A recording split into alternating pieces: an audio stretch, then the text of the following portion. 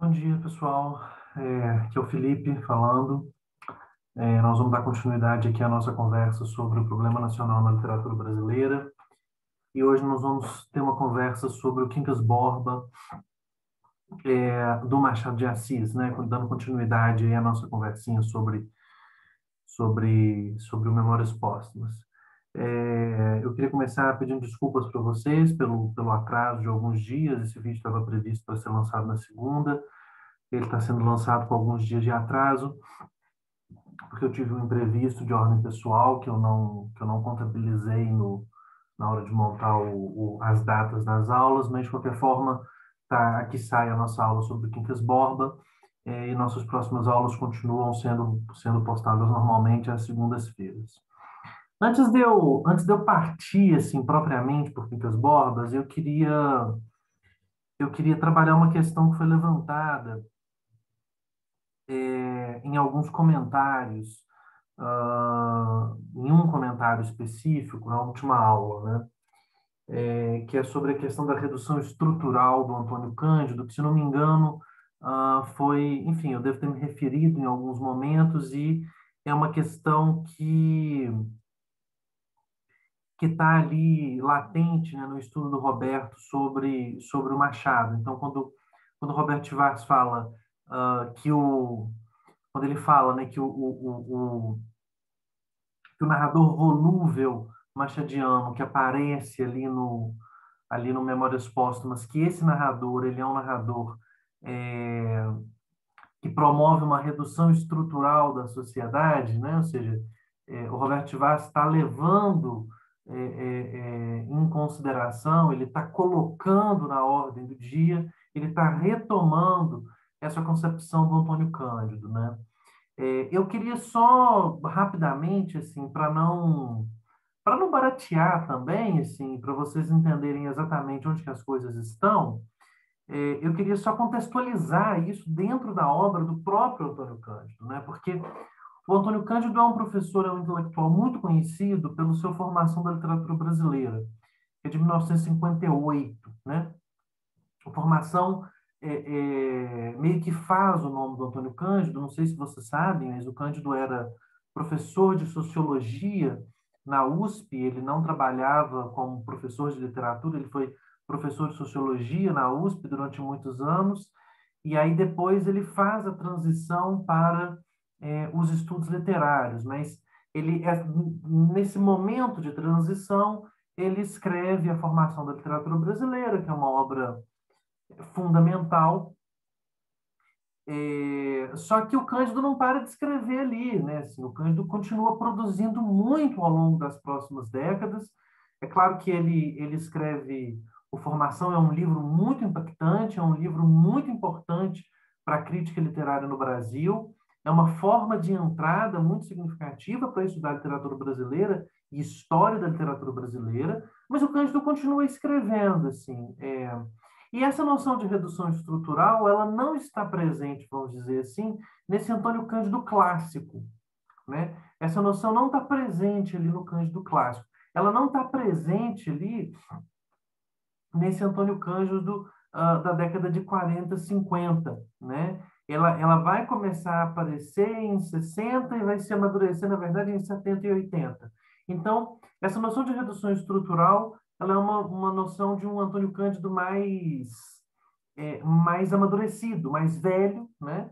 E que vai ser desenvolvida basicamente num conjunto de 4 ensaios que estão reunidos nesse livro Discurso e a Cidade, que é da década de 90, né? Esse livro Discurso e a Cidade é um livro dele de 1993, em que você tem a compilação de uma série de ensaios que ele estava escrevendo nas décadas anteriores. Então, o livro é da década de 90, mas os ensaios começam a ser elaborados muito antes, né? E os dois ensaios, são 4 ensaios, né? Em que ele vai desenvolver, não vai desenvolver essa ideia propriamente, né? Em que ele vai desenvolver análises que são guiadas por essa tentativa de compreensão da redução estrutural, né? Os dois ensaios mais significativos sobre literatura brasileira, em que ele aplica esse procedimento, é o Dialética da Malandragem e o De Cortiço a Cortiço, cuja leitura eu recomendo muito para vocês, assim, se vocês querem ter uma compreensão mais aprofundada dessa noção, não tem como não ir a esses dois ensaios, que é o Dialética da Malandragem, sobre o Memórias de um Sargento de Milícias, e o de Cortiço a Cortiço, sobre o Cortiço do Luiz de Azevedo. Há outros ensaios em que o Cândido desenvolve coisas parecidas. Esses ensaios do Discurso e Cidade são os melhores. Esses dois aqui eu indico fortemente para vocês. O Roberto Schwarz, especificamente, que é um pouco de onde a gente está tirando o Cândido, escreve dois ensaios sobre o Cândido, em que ele vai discutir essa concepção, né? O primeiro deles é Adequação Nacional e Originalidade Crítica, que está no livro Sequências Brasileiras, que é sobre o de Cortiço a Cortiço, e depois Pressupostos, salvo engano, da Dialética da Malandragem, que está num livro chamado Que Horas São, que é um livro um pouco mais difícil de achar para comprar, mas que vocês acham aí na internet ou na biblioteca com alguma facilidade. Então, indico também muito avidamente a leitura desses dois ensaios do Roberto Schwarz sobre o Cândido, né? Uma dica de leitura, na verdade, assim, para vocês, se vocês quiserem entrar, vamos dizer assim, nesse campo e entendê-lo melhor, uma dica de leitura que eu vou dar para vocês é a seguinte: esses textos eles vão produzir mais sentido se vocês lerem as coisas na ordem. Ou seja, se vocês se propuserem a essa leitura, isso é uma coisa que vai não só para esses ensaios, assim, mas é bom seguir o caminho correto quando você está tentando compreender um problema, senão ele assume dificuldades e proporções que ele não tem, né? Então, por exemplo, o Dialética da Malandragem é um ensaio sobre um romance, o Memórias de um Sargento de Milícias. Então, leia o romance, o Memórias de um Sargento de Milícias, depois leia o ensaio do Antônio Cândido, o Dialética da Malandragem, depois leia o ensaio do Roberto Schwarz, que é o Pressuposto, salvo engano. Leia o Cortiço do Luiz Azevedo, depois leia o de Cortiço a Cortiço do Antônio Cândido, depois leia o Adequação Nacional e Originalidade Crítica do Roberto Schwarz. Isso se vocês fizerem essas leituras, vocês vão, enfim, vão poder discutir a questão, né, de forma mais elaborada. Mas, enfim, o que é esse negócio de redução estrutural, né? Assim, qual que é a ideia do Cândido? A ideia do Cândido é a seguinte: ele está tentando, e essa é talvez a grande questão da obra do Cândido, né, que isso está na formação da literatura brasileira. A solução que ele vai encontrar para o problema na formação não é a mesma solução que ele vai encontrar depois nesses ensaios de maturidade. Mas o problema em si, vamos dizer assim, é o mesmo, né? O Cândido está tentando equilibrar, vamos dizer assim, aquilo que a gente chamaria de crítica sociológica e de crítica formalista, né? Ou seja, eu coloquei nas duas aqui um vulgar entre aspas, né? O que seria a crítica sociológica vulgar? A crítica sociológica vulgar, ela fala o seguinte, que o meio social determina as obras, né? Essa crítica sociológica vulgar, ela tem origem lá no naturalismo do século XIX, nas tendências do determinismo naturalista, positivista do século XIX, no Taine, né? Aquelas tendências críticas lá do final do século XIX, que entendem, né, que a obra de arte está determinada pelo clima, pela raça, pelo sujeito, parará, parará. A crítica sociológica vulgar, ela não é assim como a crítica positivista do século XIX, mas ela vem dessa origem. Ela vai dizer, por exemplo, que o meio social em que o Machado está inserido, em que o Alencar está inserido, determina a sua forma de fazer literatura, né? Quando que essa crítica sociológica se transforma numa crítica sociológica vulgar, né? Quando ela usa o meio social para contextualizar a obra sem comentar a própria obra, né? Ou seja, o problema da crítica sociológica, ela vai se transformar numa crítica vulgar, e o que o Cândido está tentando fazer é encontrar uma forma de fazer crítica sociológica que não seja vulgar, né? Enfim, que não é só uma questão do Antônio Cândido, é uma questão quase que de parte significativa da crítica literária do século XX,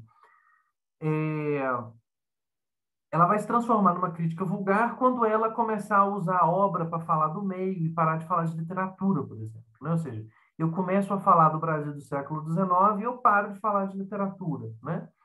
É... Mas você tem também um outro tipo de crítica, que é uma crítica formalista, que pensa o seguinte, que nada na obra é determinado, né? Ou seja, que nada na obra guarda relações com o mundo social, vamos dizer assim, né? É... essa crítica, ela vai se transformar numa crítica vulgar quando ela deixar de perceber, vamos dizer assim, os nexos óbvios e evidentes entre a criação literária e o mundo social, ou seja, os escritores e as obras estão dentro do mundo, elas não estão escritas, não é inspiração divina, não é, enfim, né? Não, elas não estão escritas no vazio e no nada, elas estão escritas num lugar, num contexto, tarará, tarará.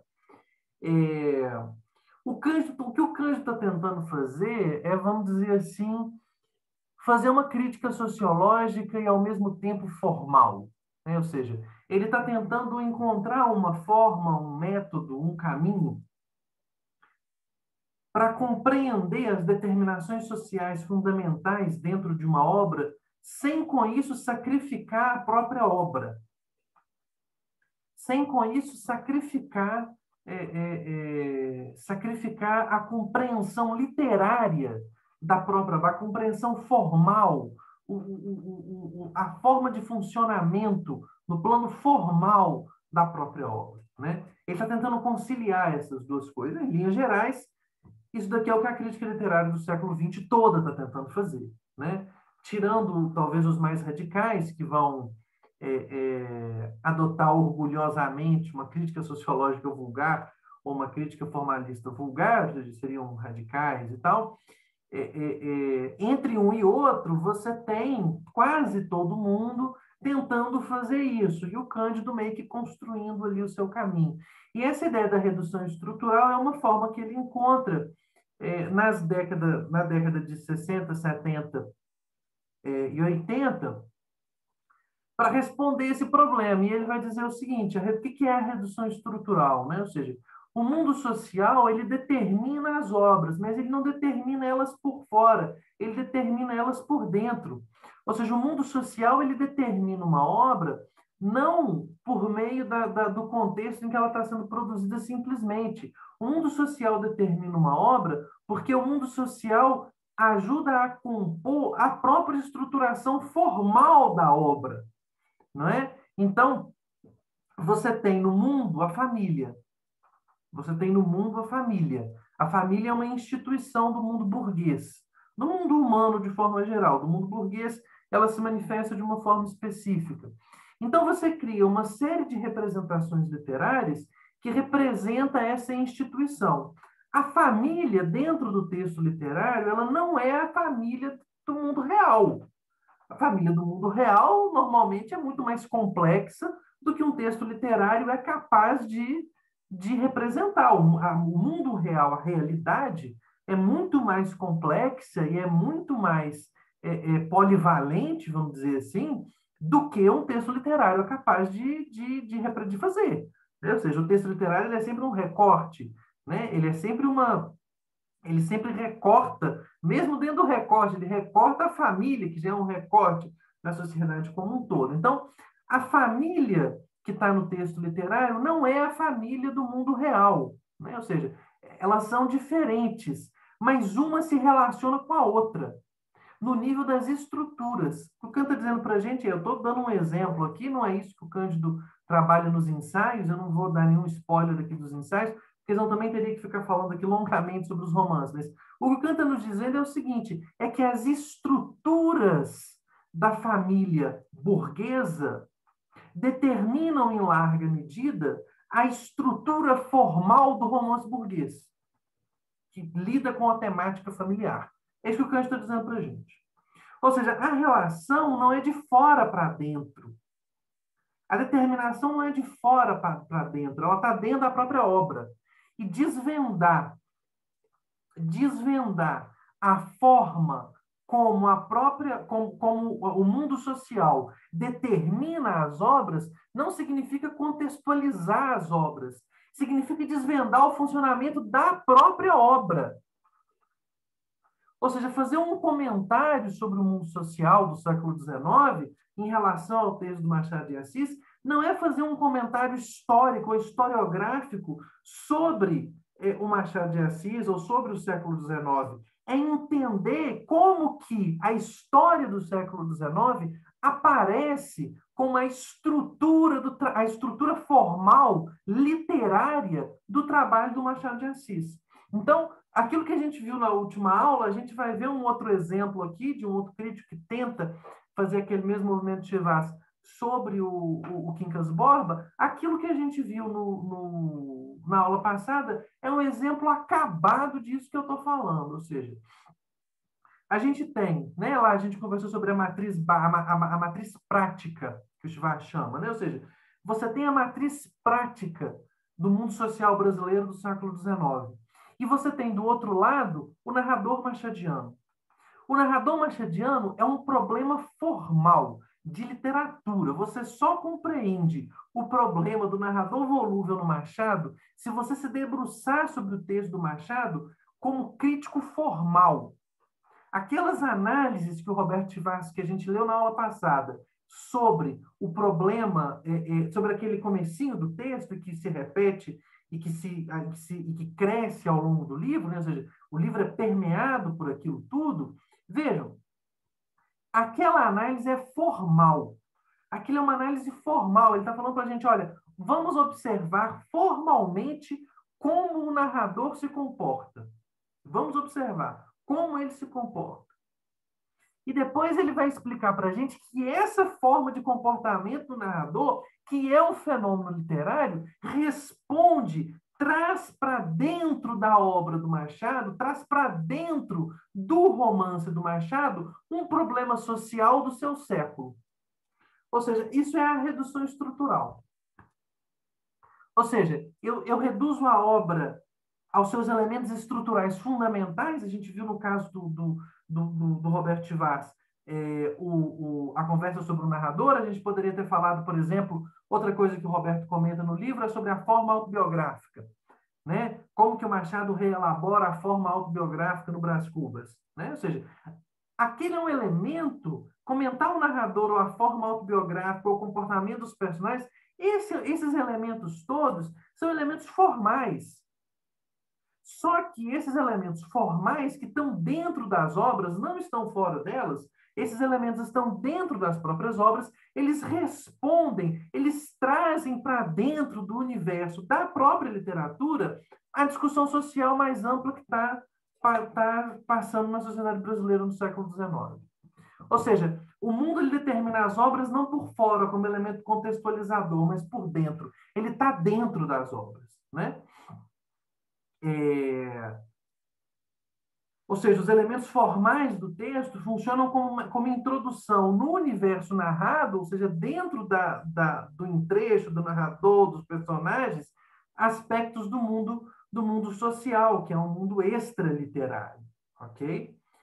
Essa solução do Cândido é uma solução elegantíssima, obviamente, em que ele, enfim, muitos outros críticos encontram outras soluções, a gente poderia, enfim, o Walter Benjamin encontra a solução dele, o Lukács encontra a solução dele, o Adorno encontra a sua solução. Cada crítico, cada teórico, cada pensador que no século XX, em algum momento, se debruçou sobre o problema literário, encontrou uma solução para essa questão. Essa é a solução que o Cândido encontra e que está expressa nesses grandes ensaios que ele escreve na década de 70 e 80 e que são reunidos na década de 90 nesse livro, O Discurso e a Cidade, ok? Então é isso. Qualquer mais dúvidas assim sobre essa questão? Essa é uma questão que eu acho muito importante, por isso eu fiz esse parênteses teórico aqui antes de começar. E essa questão eu vou, à medida que a aula de hoje for prosseguindo, eu acho que a gente vai compreender um pouco melhor na prática como que isso daqui pode funcionar, né? Bom, nós vamos partir então para o romance, e nós já vamos partir aqui para a leitura de um trechinho no começo do romance, do Quincas Borba, mas eu queria chamar a atenção para uma coisa que eu quero que vocês notem, assim. Há uma diferença muito significativa entre o Memórias Póstumas e o Quincas Borba, né? A ironia que está no Memórias Póstumas, aquela ironia mordaz, aquela prosa envenenada dele, violenta em alguma medida, ela está aqui ainda, ela está aqui, sem sombra de dúvidas, mas ela não vai aparecer aqui é, tão violenta e tão envenenada quanto ela estava lá no Memórias Póstumas. Lá no Memórias Póstumas, isso era um problema, isso é uma questão que salta aos olhos, né? Aqui no Quincas Borba, você tem ainda um texto muito irônico, né? Machado aqui ainda é muito, aliás, Machado vai ser irônico até o final, até o último romance dele ainda tem, embora o último romance seja muito muito mais leve em termos de ironia do que esses, mas o último romance ainda tem elementos de uma verve irônica significativa, mas nada chega perto assim do tão envenenada que é a prosa do Brás Cubas. Então, isso é uma coisa que eu quero chamar muita atenção de vocês. Nós vamos ver só 3 romances, mas nesses 3 romances, eu acho que já vai dar para ficar bem evidente para vocês a diferença entre uma prosa e outra, assim, entre um romance e outro, né? Há aqui também um elemento que eu quero chamar a atenção de vocês, que é o seguinte elemento. Existe um lapso temporal muito significativo entre o Memórias Póstumas e o Quincas Borba. São anos robustos, vamos dizer assim, tá? São muitos anos. Se não me engano, em torno de 10 anos. Eu não tenho certeza absoluta dessa data, mas é em torno disso. Assim, são muitos anos entre uma obra e outra. E o Quincas Borba é uma obra muito bem pensada, né? Ela é muito bem construída, tá? O Quincas Borba é um personagem que já apareceu, né? Já apareceu no Memórias Póstumas. O Quincas Borba aparece um mendigo no Memórias Póstumas. Ele vai reaparecer aqui no Quincas Borba de forma. Enfim, o Machado já brinca com a gente com o título de novo, né? Porque você lê o Memórias Póstumas e tem lá um Quincas Borba. E aí o próximo romance dele se chama Quincas Borba, e você imagina que ele vai contar a história daquele personagem lá do Quincas Borba. Não, aquele personagem lá aparece nas primeiras 20 páginas e o resto do livro é sobre outra coisa, que tem a ver, claro, com o Quincas Borba. O Quincas Borba ele é o elemento que começa, né, o entrecho do livro, mas o Quincas Borba não é, vamos dizer assim, um personagem do livro, né? Aquele Quincas Borba lá do Machado, lá do Memórias Póstumas. Por quê? Porque para aumentar a confusão, não só há no Quincas Borba aquele personagem que se chama Quincas Borba e que está presente no Memórias Póstumas e que reaparece aqui no começo, como há também um cachorro que se chama Quincas Borba, que é do próprio Quincas Borba do Memórias Póstumas, ok? E qual que é, vamos dizer assim, o entrecho que está colocado aqui? Quem que é o personagem aqui, né? Esses personagens que eu estou falando, o Quincas Borba e até o Cão, de alguma forma, são personagens secundários. O personagem central aqui é o Rubião. Quem que é o Rubião? O Rubião é o enfermeiro do Quincas Borba que estava lá no Machado no Memórias Póstumas e que tem um cachorro chamado Quincas Borba. O Rubião é enfermeiro do Quincas Borba, que está moribundo lá em Barbacena, ou seja, do interior de Minas, aqui de Minas. E aí, o que acontece é que o Quincas Borba morre, né? E deixa uma fortuna para o seu enfermeiro Rubião, que vai, então, para o Rio de Janeiro junto do cachorro, né? Ele deixa a fortuna, na verdade, ele deixa a fortuna para o cachorro e o Rubião, ele é o tutor do cachorro, vamos dizer assim, né? Existe uma relação muito, muito intensa entre o cachorro e a fortuna. Eu vou comentar isso mais à frente. E ele vai para o Rio de Janeiro, e a história do romance é basicamente o Rubião no Rio de Janeiro, conhecendo a sociedade do Rio de Janeiro, e gastando o dinheiro que ele recebeu de herança do Quincas Borba, ok? E no final, enfim, não vou contar para vocês aqui o final, vou evitar o final, mas é um romance muito bem construído, com um trecho muito complexo, com uma prosa muito complexa também, e que vale muito a pena a leitura, tá? Então vamos lá, eu queria começar, a gente vai começar aqui a leitura já indo direto, assim. Eu vou começar aqui do capítulo 4, a gente vai ler do capítulo 4 ao 7, se não me engano. Os capítulos são curtinhos, e esses capítulos são aqueles capítulos em que o Quincas Borba vai expor a sua filosofia ao Rubião, né? Vai expor a sua filosofia. Então vamos ler aqui, eu vou interrompendo e vou comentando à medida que for interesse, que for importante. Este Quincas Borba, se acaso me fizeste o favor de ler as Memórias Póstumas de Brás Cubas, é aquele mesmo náufrago da existência que ali aparece, mendigo, herdeiro inopinado e inventor de uma filosofia, né? Essa filosofia já está exposta, expressa lá no Brás Cubas, né? Aqui o tens agora em Barbacena. Logo que chegou, enamorou-se de uma viúva, senhora de condição mediana e parcos meios de vida, mas tão acanhada que os suspiros no namorado fizeram sem eco. Chamava-se Maria da Piedade. Um irmão dela, que é o presente Rubião, fez todo o possível para casá-los. Piedade resistiu, um pleures a levou. Ou seja, acabou não se casando. Foi esse trechozinho de romance que ligou os dois homens, né? O Rubião, que é o personagem central aqui, e o Quincas Borba. Saberia Rubião que o nosso Quincas Borba trazia aquele grãozinho de sandice que um médico supôs achar-lhe, né? O tópico da loucura é um tópico muito significativo, tanto nesse romance como um todo. Prometi que não ia contar o final, mas já estou quase contando, mas vou aguentar um pouco, mas tem a ver com a loucura.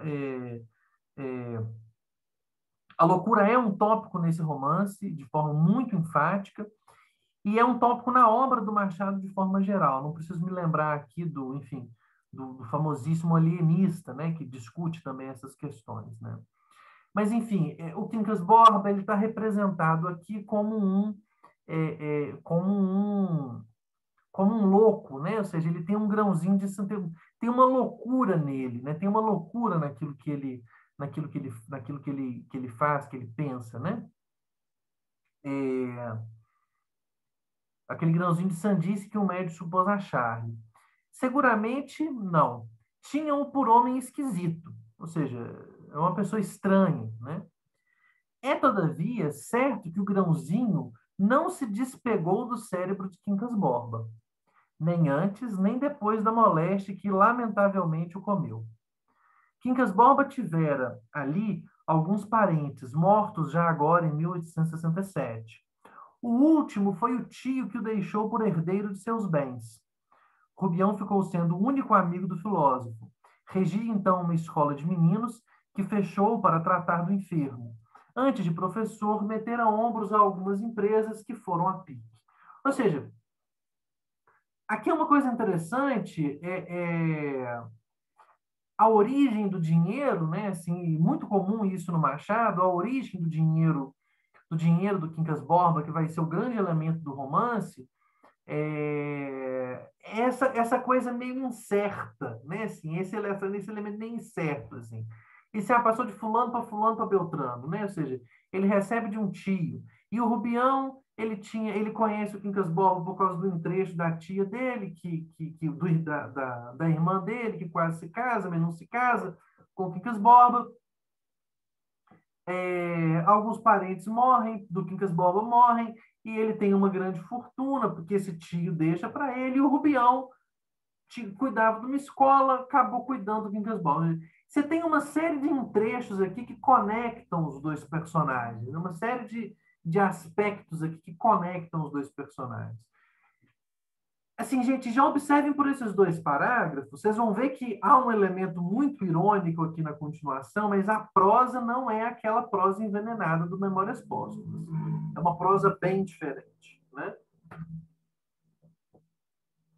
Durou o cargo de enfermeiro mais de 5 meses, perto de 6. Era real o desvelo de Rubião, paciente, risonho, múltiplo, ouvindo as ordens do médico, dando os remédios às horas marcadas, saindo a passeio com o doente, sem esquecer nada, nem o serviço da cama, nem a leitura dos jornais, logo que chegava a mala da corte ou de Ouro Preto. Ou seja, o Rubião cuidava dele de forma assídua, bem feita, bonitinha, né? Tu és bom, Rubião, suspirava Quincas Borba. Grande façanha, como se você fosse mal. A opinião ostensiva do médico era que a doença de Quincas Borba iria saindo devagar. Um dia, o nosso Rubião, acompanhando o médico até a porta da rua, perguntou-lhe qual era o verdadeiro estado do amigo. Ouviu que estava perdido, completamente perdido, mas que o fosse animando. Para que tornar-lhe a morte mais aflitiva pela certeza, né? Ou seja, o Rubião sabe que ele vai morrer, mas não conta, enfim, é o enfermeiro dele, né? Lá isso não, atalhou o Rubião.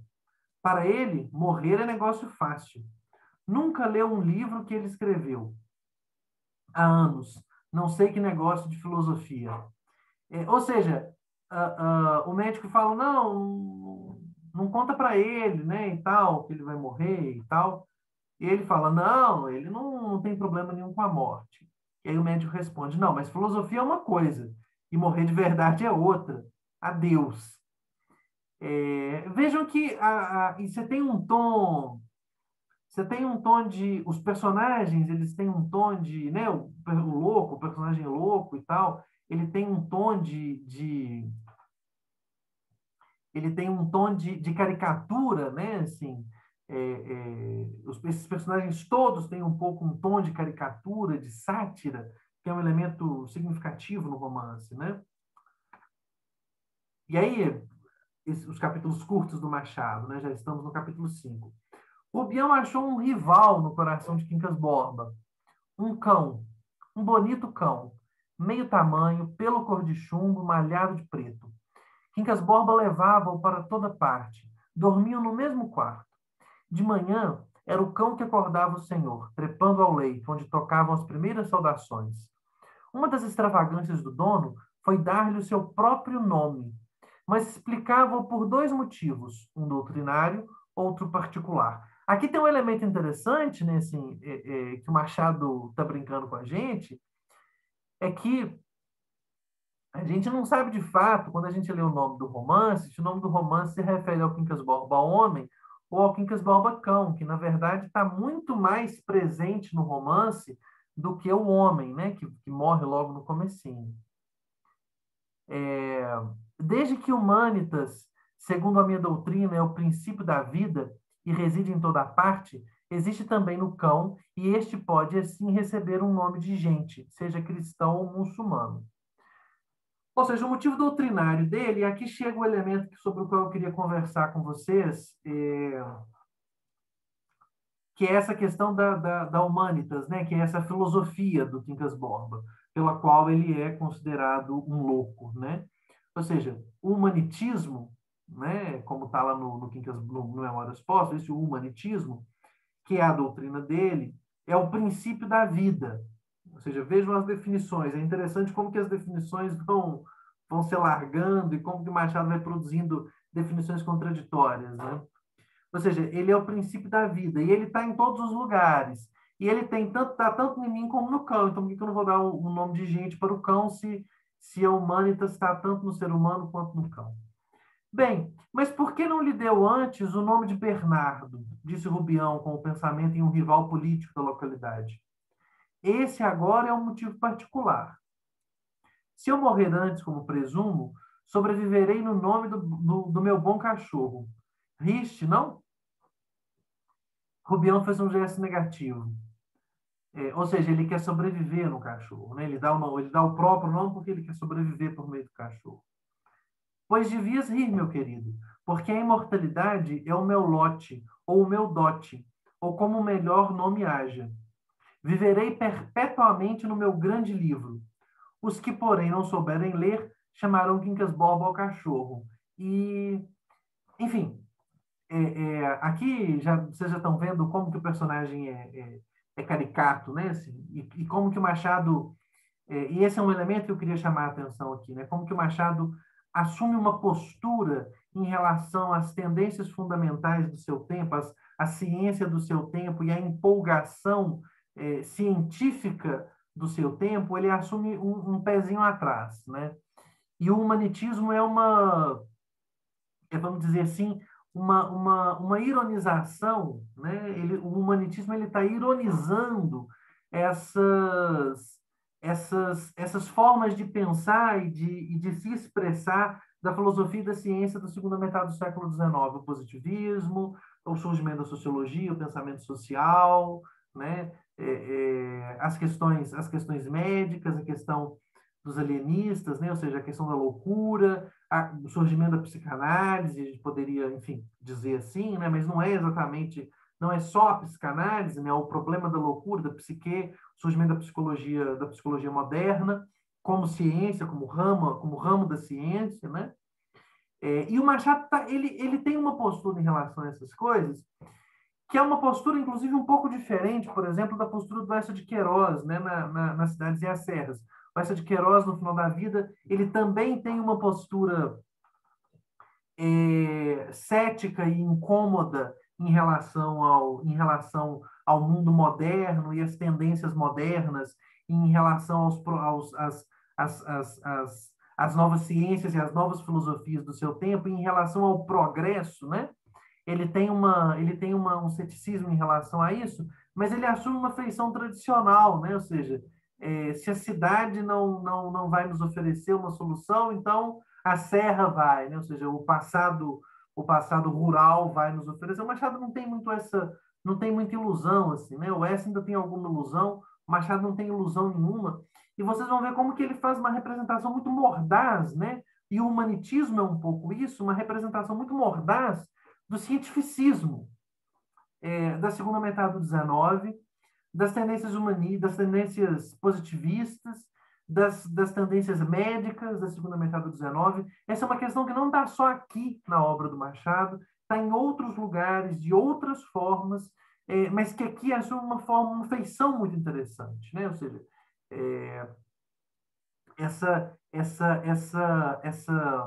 a compreensão, né, de como que existe um limite para essa crença na razão e na possibilidade do progresso, né? É isso que o Machado está colocando para a gente. Ou seja, vamos com calma nas nossas pretensões, né? E vejam como que há aqui, né, no Quincas Borba, como que o personagem ele é colocado, talvez aquele elemento histriônico do Memórias Póstumas, mas existe aqui também uma disparidade de grandeza e de forma de tratamento em relação àquilo que o Quincas Borba que é um louco em Barbacena, no interior de Minas Gerais, no final do século XIX, nem na corte ele está, ele é considerado um louco na corte, ele aparece um mendigo no Brás Cubas, e esse sonho de grandeza e de imortalidade que ele tem, né? Esse delírio de grandeza e de imortalidade que ele tem. Porque todo mundo que souber ler vai ler o livro dele, que é em que ele expõe a doutrina do humanitismo, e essa doutrina explica o mundo, explica tudo. Ok? E o tom irônico do romance, né, assim, não só há essa disparidade entre aquilo que ele está falando e a situação que está representada, como ele próprio assume uma feição ridícula quando ele vira e fala assim, não, mas quem não sabe ler então vai me chamar como cão, como se igualando, né? Assim, como se de alguma forma igualando no plano discursivo um livro de filosofia que supostamente desvenda algum problema fundamental da humanidade e um cão. Ou seja, é muito interessante o que o Machado faz, né? Ou seja, ele produz primeiro um efeito de ridículo entre o sujeito que tá ali representado e o discurso que esse sujeito faz, ou seja, existe uma distância entre essas duas coisas. Só que esse próprio sujeito, ele se ridiculariza, não só por essa distância, mas ele se ridiculariza porque ele iguala no plano do seu discurso um elemento muito grande, muito importante, que é um grande livro de filosofia, e um cachorro. Né? Ou seja, ele vai sobreviver para uns por causa do seu grande livro de filosofia e para outros por causa do cachorro. Né? Mais uma vez, como lá no Brás Cubas, não se trata de elevar o cachorro, mas de rebaixar a filosofia. Né? E aí, o cão, ouvindo o nome, correu à cama. Quincas Borba, comovido, olhou para Quincas Borba. E aí, aqui o Machado, o jogo de palavras é inevitável, né? Meu pobre amigo, meu bom amigo, meu único amigo, ele fala para o cachorro, né? Aí o Rubião, único? Desculpa-me, tu também o és, bem sei, e agradeço-te muito. Mas a um doente perdoa-se tudo. Talvez esteja começando o meu delírio. Deixa ver o espelho. Delírio de morte, né? É uma cena linda, né? Linda assim, né? É uma cena interessante no Memórias Póstumas do Delírio, né? Rubião deu-lhe o espelho. O doente contemplou por alguns segundos a cara magra, o olhar febril, com que descobria os subúrbios da morte, para onde caminhava a passo lento, mas seguro. Depois, com um sorriso pálido e irônico. Tudo o que está cá fora corresponde ao que sinto cá dentro. Vou morrer, meu caro Rubião. Não gesticules, vou morrer. E que é morrer, para ficares assim espantado, né? Sei que você tem umas filosofias, mas falemos do jantar. O que é de ser hoje? O Rubião tenta mudar de assunto, né? Seguindo, vamos dizer assim, a orientação do médico. E o Quincas Borba tem uma postura, ele assume aqui uma postura altiva, né? Diante da morte, como de, uma postura superior em relação ao Rubião. Ou seja, o grosso das pessoas, que não são os filósofos que entendem as coisas, podem ter essas relações, essas reações em que elas gesticulam, parará, parará. Mas um filósofo não. O filósofo não se espanta com a morte, né? E o Rubião muda de assunto. Quincas Borba sentou-se na cama, deixando pender as pernas, cuja extraordinária magreza se adivinhava para fora das calças. Que quer? Acudiu o Rubião. Nada, respondeu o enfermo sorrindo. Umas filosofias. Com que desdém me dizes isso? Repete, anda, quero ouvir outra vez. Umas filosofias, que é o que ele disse, né? Ou seja, ele pergunta o que tem a morte, aí ele fala, sei que você tem umas filosofias, né? Assim, esse umas indeterminado, né? Ou seja, esse elemento de indeterminação, aqui o artigo indeterminado, né? Umas filosofias em geral, sem especificar quais são e sem especificar a superioridade, o Quincas Borba vai lá e fica um pouco ofendido, né? Mas não é por desdém, pois eu tenho capacidade para desdenhar de filosofias. Digo só que você pode crer que a morte não vale nada, porque terá razões, princípios. Quincas Borba procurou com os pés as chinelas. Rubião chegou-lhes. Ele calçou-as e pôs-se a andar para esticar as pernas. Afagou o cão e acendeu um cigarro. Rubião quis que se agasalhasse e trouxe-lhe um fraque, um colete, um chambre, um capote, a escolha. Quincas Borba recusou-os com um gesto. Tinha outro ar agora. Os olhos metidos para dentro viam pensar o cérebro. Depois de muitos passos, parou por alguns segundos diante de Rubião. A cena dramática dele, né? E aí corta o capítulo, né? Para entenderes bem o que é a morte e a vida, basta contar-te como morreu minha avó. E aí aqui o elemento da prosa, a prosa bem humorada do Machado, né? Porque, vejam, nesse parágrafo a gente tem um elemento de surpresa, né? Parece que a gente vai se surpreender com alguma coisa e tal. E aí, quando pensa que não, ele vai contar uma verdade sobre essa filosofia e pá. Para entenderes bem o que é a morte e a vida, basta contar-te como morreu minha avó. É uma quebra de expectativa gigantesca. Como foi? Senta-te. Rubião obedeceu, dando ao rosto o maior interesse possível, enquanto Quincas Borba continuava a andar. Foi no Rio de Janeiro, começou ele, defronte da Capela Imperial, que era então real, em dia de graça, de grande festa. Minha avó saiu, atravessou o adro para ir ter a cadeirinha que a esperava no Largo do Paço. Gente como formiga. O povo queria ver entrar as grandes senhoras nas suas ricas traquitanas. No momento em que minha avó saía do adro para ir à cadeirinha, um pouco distante, aconteceu espantar-se uma das bestas de uma sege. A besta disparou, a outra imitou-a. Confusão, tumulto, minha avó caiu, e tanto as mulas como a sege passaram-lhe por cima. Ou seja, um acidente de carro, de trânsito, né? Um acidente de carruagem no começo do século XIX.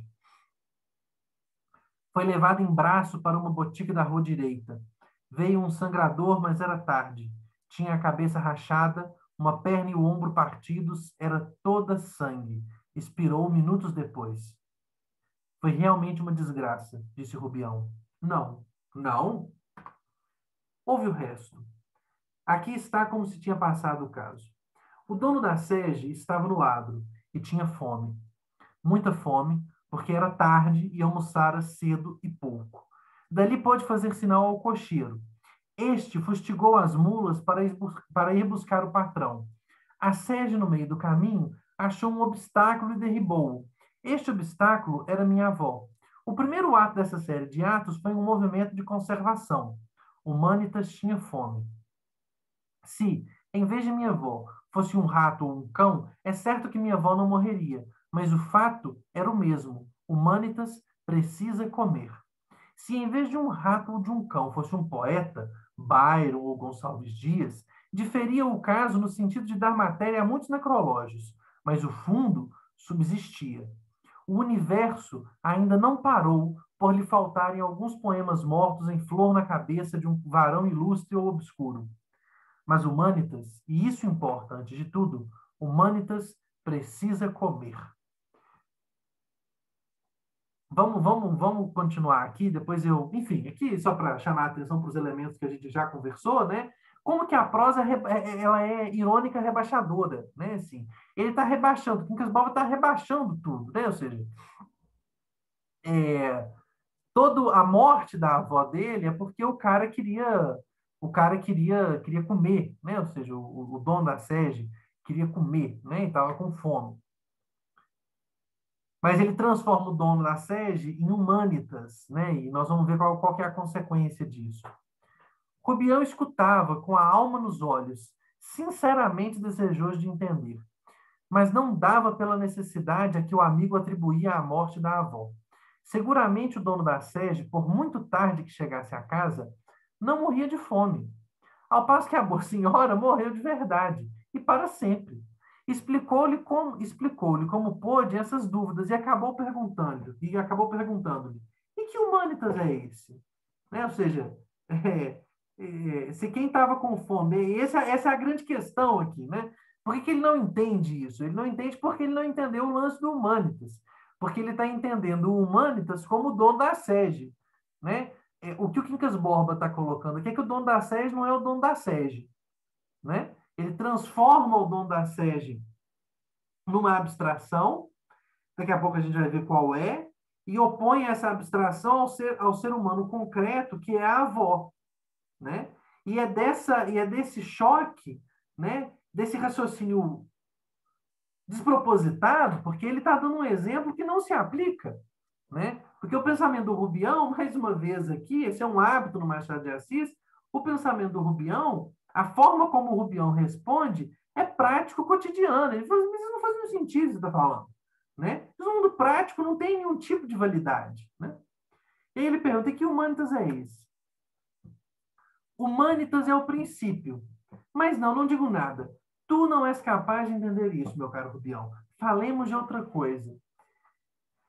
E aqui é interessante como que o Machado coloca em questão aqui, né, essa forma de comportamento do intelectual, né, assim, como que tá em jogo aqui a forma como a intelectualidade se comporta, né? O Rubião faz um questionamento muito sensato, ele faz um questionamento muito pertinente, né, assim, em relação ao que está sendo dito, e o Quincas Borba não responde, né? E a resposta dele é: ah, você não entende isso, tu não és capaz de entender isso. Ou seja, esse é o comportamento, vamos dizer assim, da intelectualidade do Piniquim, né?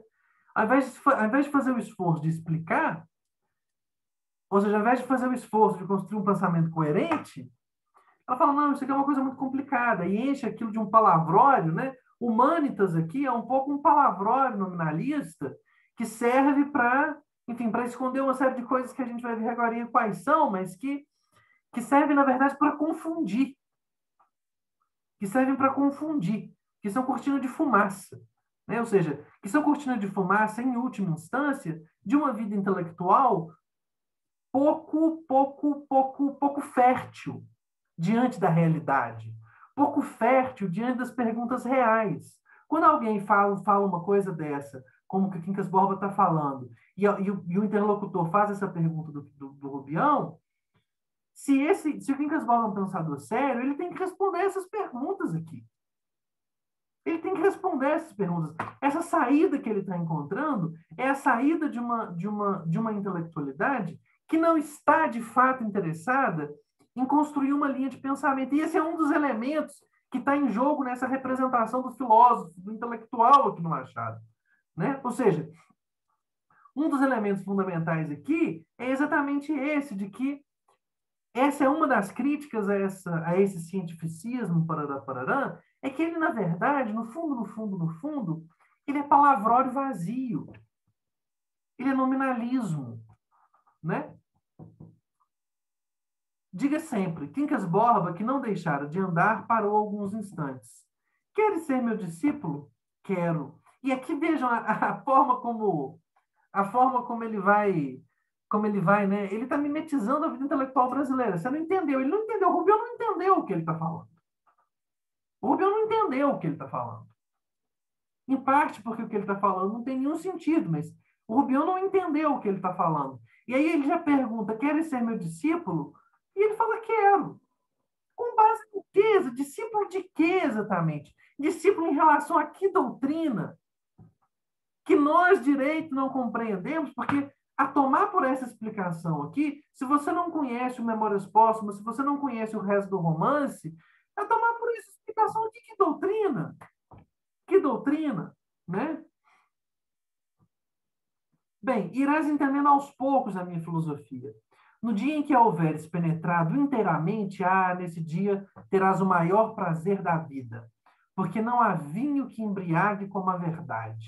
Como a verdade, né? Vejam como que ele classifica a sua própria filosofia. Creme, o humanitismo é o remate das coisas. E eu, que o formulei, sou o maior homem do mundo. Né? A mania de grandeza, né, gente? O Machado coloca isso aqui na boca de um doido, já não é meio que... Enfim, no Brás Cubas ele coloca na boca do morto, agora ele coloca na boca do doido, né? Olhe, vês como o meu bom Quincas Borba está olhando para mim? Não é ele, é o Humanitas. Né? Ele está delirando um pouco também, né, gente? Assim, tem um elemento aqui que você nunca pode levar a sério, porque o Quincas Borba está delirando também, né? Mas que humanitas é esse? Ou seja, que coisa que é essa? Que coisa que é essa que eu vou ser o discípulo? Aí ele fala: humanitas é o princípio. Há nas coisas todas certa substância recôndita e idêntica. Um princípio único, universal, eterno, comum, indivisível e indestrutível. Ou, para usar a linguagem do grande Camões, uma verdade que nas coisas anda, que mora no visível e invisível, né? Visível e invisível. Vejam aqui. Ele repete essa formulação: humanitas é princípio, é o princípio. E aí ele fala, né? Ou seja, há em todas as coisas, há nas coisas todas certa substância recôndita e idêntica. Um princípio único, universal, ou seja, não é idêntica no sentido de que produz a diferença entre as coisas, né? Não é no sentido da substância lá da filosofia grega, não. Não é a ousia do Aristóteles, não. É uma coisa, uma substância única, um princípio universal que produz uma unidade universal, eterna, uma comunidade indivisível e indestrutível. É um princípio não que diferencia, mas que iguala tudo, todas as coisas.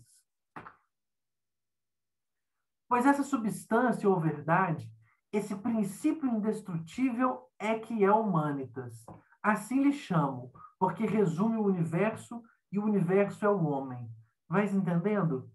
Pouco, mas ainda assim, como é que é a morte da sua avó? E a pergunta é interessantíssima, isso aqui é cheio na prosa do Machado, assim, nesses romances da maturidade machidiana, é cheio desses personagens que trazem a coisa de volta para o plano concreto, e no plano concreto você não consegue encontrar nada, né?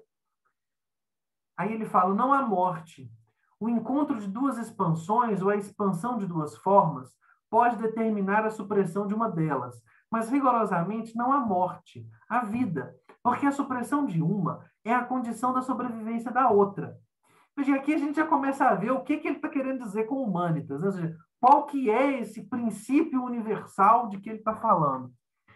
E a destruição não atinge o princípio universal e comum. Ou seja, a destruição, a morte, não está nesse princípio universal comum que está em todos. Portanto, a avó não morre, não há morte propriamente, porque tanto a avó como o Dom da Sege participam do Humanitas, né? Daí o caráter conservador e benéfico da guerra. Supõe tu um campo de batatas e duas tribos famintas. As batatas apenas chegam para alimentar uma das tribos, que assim adquire forças para transpor a montanha e ir a outra vertente, onde há batatas em abundância. Mas, se as duas tribos dividirem em paz as batatas do campo, não chegam a nutrir-se suficientemente e morrem de inanição. A paz, nesse caso, é a destruição. A guerra é a conservação.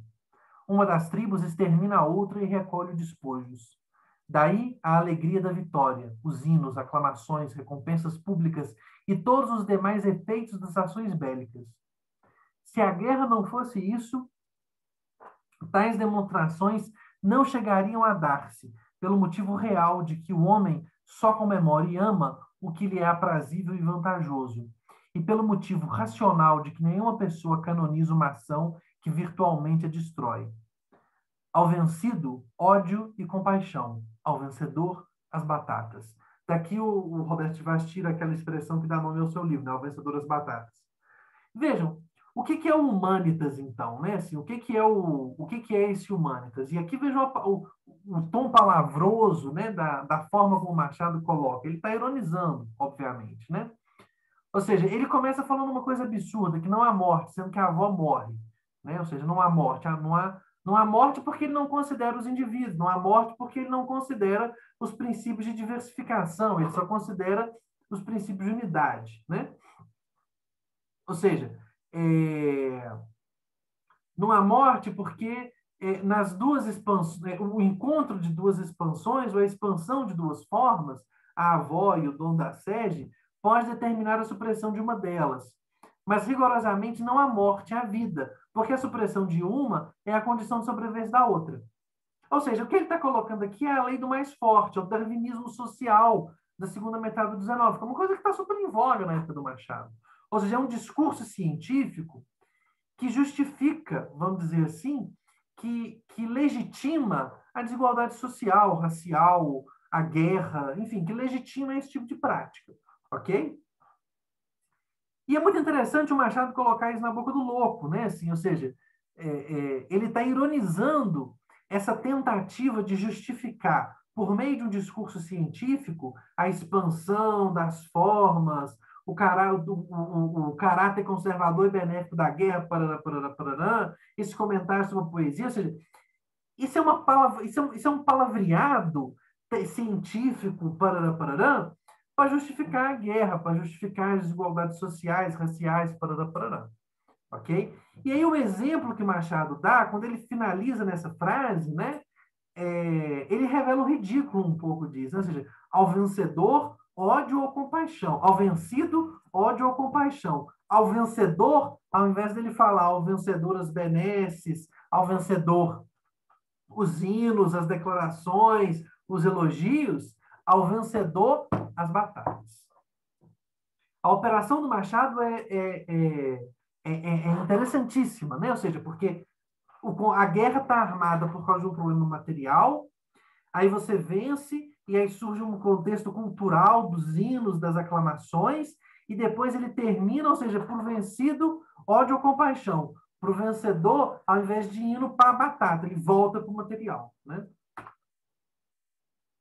Mas a opinião do exterminado, não há exterminado. Desaparece o fenômeno, a substância é a mesma, porque ele não entende, gente, que substância é um elemento distintivo. A substância é um elemento que instaura a diversidade. Ou seja, enfim, vou dar um exemplo corriqueiro. Eu tenho aqui um livro e um celular, veja. A substância não é o que os iguala, a substância, em última instância, é o que os diferencia. E não o que os iguala. Essa é a, vamos dizer assim, a confusão que está aqui, né? A substância do livro, né? Enfim, considerando aqui que existe também uma substância, tá? Estou assumindo aqui um idealismo de fundo, tá? A substância do livro, aquilo que o constitui como ser específico que é diferente da substância do celular, que constitui aquilo que o celular é, compreende? Sim. Existe nos dois um elemento comum de serem substâncias, mas substâncias de conteúdos diferentes que determinam a sua existência. O que ele não consegue, o Quincas Borba ignora isso. E é o que o Rubião está trazendo para ele no âmbito do mundo prático. No âmbito do mundo prático, você tem a avó e o dono da sede. No âmbito do mundo prático, um morre e o outro não. Ok? E aí ele continua dando esses exemplos meio esdrúxulos, né? Nunca viste ferver água? Hás de lembrar-te que as bolhas fazem-se e desfazem-se de contínuo, e tudo fica na mesma água. Os indivíduos são essas bolhas transitórias. Bem, a opinião da bolha, e o Rubião entra na conversa, porque o Rubião o Rubião também é um sujeito deseducado, que está fazendo essas perguntas interessantes meio que por acidente, né? Bolha não tem opinião. Nem aqui, enfim, como que o Quincas Borba resolve? Né? Bolha não tem opinião. Aparentemente, há nada mais contristador que uma dessas terríveis pestes que devastam um ponto do globo.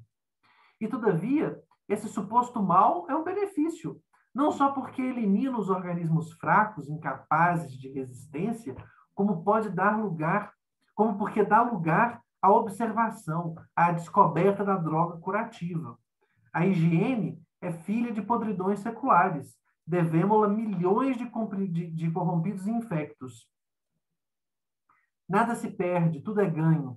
Repito, as bolhas ficam na água. Vês este livro? É Dom Quixote. Se eu destruir o meu exemplar, não elimino a obra, que continua eterna nos exemplares subsistentes e nas edições posteriores. Eterna e bela, belamente eterna, como este mundo divino e supradivino. Aqui acho que ainda tenho 7 ainda, né? Mas está muito claro aqui o que ele está falando, né? Ou seja, ele está justificando a barbárie, ele tá tentando elaborar. Isso é uma coisa que no século XIX muito corriqueiro, né? Ou seja, você tentar encontrar uma justificativa científica para a barbárie, né? Ou seja, a gente poderia dar um exemplo no caso brasileiro, a mudança da justificativa religiosa para a justificativa racial da escravidão, né? Ou seja, ao invés da escravidão ser uma benesse para a evangelização dos escravos, ela se justifica agora por meio da disparidade racial de raças inferiores e superiores, que é uma coisa que não está exatamente lá no discurso religioso, né? Ou seja, você tenta justificar, você tem que mudar o paradigma de justificativa da desigualdade para um paradigma científico, e aí você começa a desenvolver essas coisas aqui. E é um pouco disso que o Machado está rindo, né? Ou seja, ele está rindo como que a gente consegue construir uma vida intelectual toda desconjuntada, uma vida intelectual desconjuntada, completamente desconjuntada, a partir dessa necessidade. Que é um pouco aquilo que o Roberto Vaz está falando, né? Quando ele fala sobre a questão das ideias fora do lugar. Essas ideias fora do lugar são um pouco essa vida intelectual aqui que o Machado está representando na forma desse filósofo, desse Quincas Borbas filósofo, né? Quincas Borbas calou-se de exausto e sentou-se ofegante. Rubião acudiu, levando-lhe água e pedindo que se deitasse para descansar. Mas o enfermo, após alguns minutos, respondeu que não era nada. Perder o costume de fazer discursos é o que era. E afastando com o gesto a pessoa de Rubião, a fim de poder encará-la sem esforço, empreendeu um bilhete, é, empreendeu uma brilhante descrição do mundo e suas excelências. Misturou ideias próprias e alheias, imagens de toda sorte, idílicas, épicas, né? Ou seja, essa mistura de coisas que não podem se misturar, né? Ou seja, imagens idílicas e épicas são muito diferentes, não pode misturar imagens idílicas e épicas. A tal ponto que o Rubião perguntava a si mesmo como é que um homem que ia morrer dali a dias podia tratar tão galantemente aqueles negócios. Antes de repousar um pouco, Quincas Borba refletiu. Não, vou dar um passeio. Agora não, você está muito cansado. Qual? Passou. Ergueu-se e pôs-se paternalmente as mãos sobre os ombros de Rubião. Você é meu amigo? Que pergunta? Diga. Tanto ou mais do que este animal, respondeu Rubião, em um arroubo de ternura. Quincas Borba apertou-lhe as mãos. Bem. Na cena seguinte, esse passeio que ele vai dar e tal, é ele mudando o testamento, né? Para dar o dinheiro, deixar o dinheiro para o cachorro e fazer o Rubião o tutor do cachorro, portanto, o administrador da fortuna, né? Bom, então é a partir disso, a partir dessa herança, né, que o Rubião recebe, que vai se desenvolver o entrecho econômico do romance que eu queria comentar para vocês. E eu trouxe aqui um artigo, um trecho, né, claro, não trouxe um artigo, trouxe um trecho de um artigo do professor Marcos Rogério, que é professor aqui no UFMG, foi publicado na nossa revista, o Eixo à Roda, Revista de Literatura Brasileira, se não me engano, 2009. Se não me engano, 2009. Esse texto aqui é o texto que está na nossa bibliografia para esse romance de hoje, tá? É a leitura complementar, vamos dizer assim, desse romance de hoje. Em que o Rogério vai tentar entender o sentido, vamos dizer assim, e nesse sentido ele vai tentar fazer uma redução estrutural, e aqui eu vou tentar mostrar para vocês como que ele está tentando fazer isso, de como que o Machado está representando o processo de modernização econômica do Brasil a partir desse trecho. Eu vou ler o trecho aqui com vocês e aí eu vou fazendo alguns comentários, tá? A trajetória da ascensão... Isso aqui é o Marcos Rogério, ok? A trajetória da ascensão social de Rubião é apresentada de maneira bastante clara. Depois de receber a herança, ele parte para o Rio de Janeiro, onde estabelece novas relações de amizade e convívio com a boa sociedade fluminense e passa a ser conhecido como um eminente capitalista. Usa seu cabedal como modo legítimo de estabelecer vínculos e azeitar intimidades, oferecendo recursos a qualquer um que precisasse de dinheiro. Aos poucos, Rubião adquire o hábito de abrir impulsivamente a carteira para agradá-los. Para Camacho, que o iludiu com a ideia de que poderia tomar assento na Câmara, Rubião subscreveu 5 contos para o jornal que aquele dirigia em nome do partido. Para a Comissão de Ajuda à População de Alagoas, que sofria com uma epidemia, comissão essa encabeçada por Sofia, subscreveu logo quantia grossa. E depois mais 5 contos para a mesma finalidade. Para um rapaz que lhe trouxe bilhete, deu 10 tostões, não sem antes dizer que, quando precisasse algum dinheiro, viesse procurá-lo. Deu mais 125 mil réis para a mãe de um conhecido, que se encontrava doente e depois custeou as despesas com velório e enterro. Além disso, fazia largas contribuições para a publicação de livros que não lia e outros tantos jornais que também não lia, sem falar nos incontáveis presentes para Sofia e nos objetos de luxo que adquiria para casa. Isso tudo são exemplos que servem para analisar a personalidade de Rubião, não tanto como excêntrica ou compulsiva, mas como parte de um processo de sociabilidade. Em outras palavras, dentro desta lógica de raciocínio, a alienação de Rubião advém do fato de não se inserir adequadamente no mundo moderno, ao qual procura pertencer, cujo sentido se faz, desfaz e refaz no sistema de trocas e usos de valor que o capital adquire. Só para resumir aqui e introduzir alguns elementos que eu não coloquei aqui, né? Porque, enfim, senão a gente teria que ler o artigo inteiro. O argumento do Rogério é o seguinte, o que o Rubião recebe do Quincas Borba não é simplesmente dinheiro. O que o Rubião recebe do Quincas Borba é capital, né? E aí o Rogério retoma a definição de capital do Marx, e assim, eu vou resumir aqui a distinção é muito mais complexa do que isso, mas resumindo, o capital, o dinheiro se comporta como capital a partir do momento em que ele se insere no processo de reprodução do capital. Ou seja, dinheiro só é capital se ele se reproduzir. Ou seja, se eu recebo uma série se eu tenho 1 milhão no banco, isso não significa que esse 1 milhão está se comportando como capital. Ele se comporta como capital a partir do momento em que eu tenho dividendos desse 1 milhão, a partir do momento em que eu transformo esse 1 milhão em 1,5 milhão, em 2, em 3, em 4, em 10, em 20, em 30. Ou seja, capital é quando o dinheiro se multiplica, quando a riqueza se multiplica. Isso que é capital. Capital não é o dinheiro simples e puro, né? E o que o Rubião recebe, e o Rogério aponta isso, é capital. Ele recebe capital, ele recebe a ação do Banco do Brasil, ele recebe escravo, ele recebe capital, né? Ele recebe propriedade do Brasil do século XIX, ele recebe propriedade, né? Ele recebe capital. Qual que ele deveria fazer com esse capital, com esse dinheiro? Fazer com que o capital se reproduzisse. O que ele faz? Ele trata o capital como se fosse dinheiro. Ele é perdulário. Ele gasta sem saber, né? Ele gasta sem pensar. Enfim, vou ter que contar aqui o final do romance, né? O Rubião termina um romance louco. Essa loucura do Rubião, a alienação do Rubião, no sentido da sua loucura, não no sentido da alienação, no sentido marxista de alienação, mas no sentido filosófico, inclusive, né? Porque enfim, alienação é um conceito do Hegel, que o Marx retoma. Mas, enfim, a alienação no sentido da sua loucura está posta pelo fato de que o Rubião não compreende o modo de funcionamento do mundo econômico.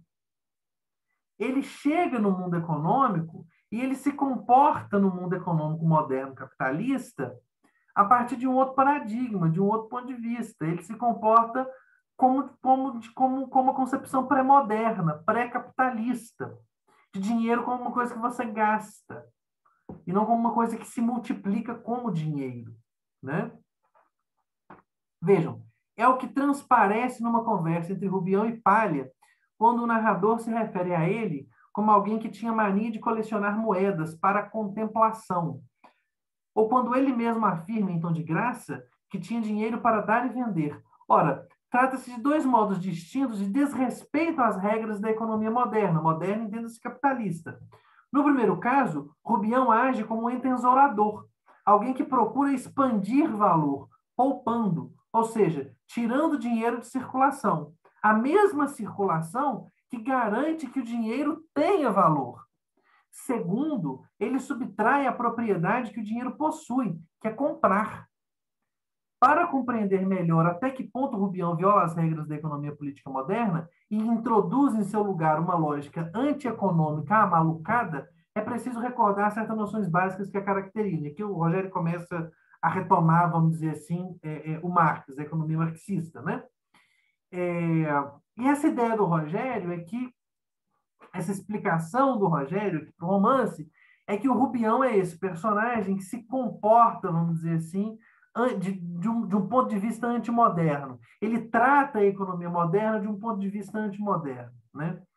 E aqui eu queria, enfim, chamar a atenção de vocês para algumas coisas, inclusive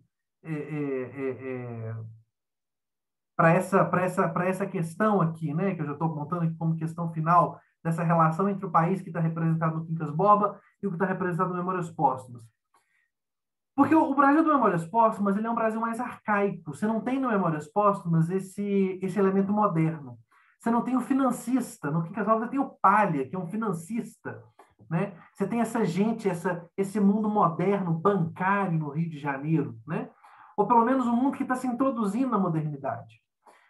No Memórias Póstumas, a gente tem, de alguma forma, um mundo que está morrendo, ou que está morto, vamos dizer assim, mas que não consegue morrer, né? A metáfora enfim, se a gente fosse ler o defunto autor como metáfora, né, assim, é muito interessante, porque aquele Brasil que está sendo representado, aquele Brasil aristocrático mais antigo que está representado ali, é um Brasil que não existe mais, porque o Brasil do século XIX, em que o Machado está escrito, o Brasil de 1881, que é quando se publica Memórias Póstumas, é um Brasil moderno já, economicamente, moderno assim, né, gente?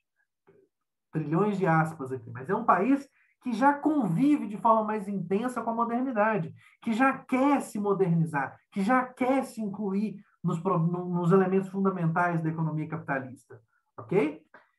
Esse Brasil, esse Brás Cubas é esse Brasil antigo que morre, mas que continua falando, vamos dizer assim, que morre e não morre, né?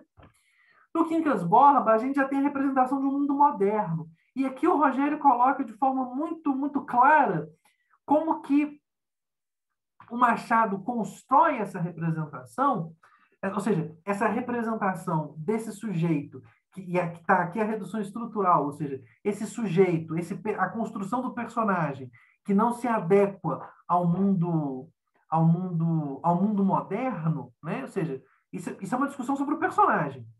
Como que o Machado constrói o personagem, aquilo que eu estava falando sobre a questão do ceticismo em relação ao projeto, são questões literárias. A questão aqui é que essas questões literárias, elas estão dentro do romance como uma forma de representar literariamente uma questão que não é só do romance, de representar a forma por meio da qual o Brasil se introduz, entra, se insere na economia moderna capitalista. Enfim, extrapolando até um pouquinho aqui a fala do Rogério, mas acho que o argumento dele vai um pouco nesse sentido. O que ele está tentando mostrar, e aqui está, né, a colocação dos dois, do velho problema que está nos acompanhando lá desde o Alencar, lembrando que esse é um problema que vem lá desde o Alencar, né? Ou seja, você tem dois países aqui, você tem um país velho que tem que morrer, e você tem um país novo que tem que nascer. O novo está nascendo e o velho não morre. E, portanto, o Brasil ele se insere no mundo moderno capitalista sem se comportar como um país capitalista. Ou seja, ele se insere com distâncias desse mundo capitalista. Né? Ou seja, isso daqui que o Rogério está fazendo é uma tentativa de redução estrutural. Tá? É claro que aqui é um ensaio, é um artigo e tal, não tem o fôlego, vamos dizer assim, que o livro do Schwartz tem, porque é um livro, é uma coisa mais bem desenvolvida e tal, mas ele está tentando aqui, eu acho que ele está conseguindo, eu acho que essa hipótese do Rogério é muito boa sobre o Quincas Borba, ou seja, o Quincas Borba, o Rubião e o Quincas Borba como um romance, ele representa a maneira pela qual o Brasil entra na modernidade. E o Machado cria essa grande alegoria, essa grande sátira, vamos dizer assim, da entrada do país na modernidade a partir desse sujeito que recebe uma herança capitalista e que é incapaz de administrar a sua própria herança. Isso o seu único destino possível é a loucura, é a alienação. Ele acaba alienado. Porque ele está dentro de um mundo em cujas regras ele não conhece. Em última instância, é isso. O Rubião está tentando lidar com um mundo, com uma economia capitalista moderna, cujas regras ele não conhece, cujas regras ele não domina. Ele é um rapaz do interior, de Barbacena. Tá certo? Enfim, acho que eu consegui colocar aqui para vocês essas questões. Acho que, enfim, mais uma vez, a sensação de terminar uma aula sobre esse romance, tendo falado só isso, e já falei muito tempo aqui já, mas, assim, é sempre uma frustração muito grande, né, terminar uma aula dessa, porque o romance a gente ainda poderia discutir de forma mais detalhada algumas coisas, como, por exemplo, a relação entre essa representação do discurso científico vazio e esse entrecho econômico, a forma como a importância do cachorro como alegoria da herança e do dinheiro, e como que a forma como Quincas Borba trata o cachorro e como que o cachorro se comporta está relacionado com a forma como o mundo econômico está funcionando. A questão do Luiz Napoleão, né, a loucura dele é de ser o Napoleão, mas não o Napoleão I, que é o grande Napoleão, Napoleão dos loucos, mas Napoleão III, Luiz Napoleão, do Segundo Império, parará, enfim. Tem aqui uma série de outras questões que a gente poderia discutir e que a gente teria que discutir. Mas Eu queria finalizar chamando a atenção para vocês que a gente está diante do mesmo problema. A gente está diante do mesmo problema, da mesma questão, do mesmo problema. Que a gente estava diante lá desde o Guarani.